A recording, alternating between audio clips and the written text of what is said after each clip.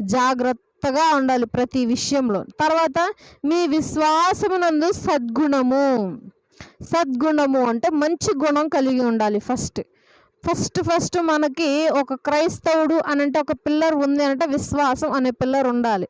అవిశ్వాసి ఇవన్నీ చేయలేడు. ఓన్లీ విశ్వాసులు మాత్రమే కొనసాగించగలరు. ఫస్ట్ మనలో విశ్వాసం ఉండాలి. ఆ విశ్వాసంతో సద్గుణాలు చేయాలి. ఆ సద్గుణము తర్వాత జ్ఞానం కలిగిన వారిగా ఉండాలి. ఆ జ్ఞానమందు ఆశా నిగ్రహం మెయిన్గా ఉండాలి మనిషికి. మీ మనసు ఏం చేస్తుందంటే చూసిన ప్రతి వాటిని కావాలని ఆశపడుతుంది.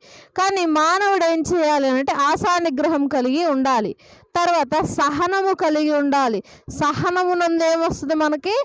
భక్తి వస్తుంది. భక్తి తర్వాత సహోదర ప్రేమ వస్తుంది. తర్వాత ప్రేమ తర్వాత దయ వచ్చింది. తర్వాత మీకు కలిగి ఉన్న వాటినన్నిటినీ జాగ్రత్త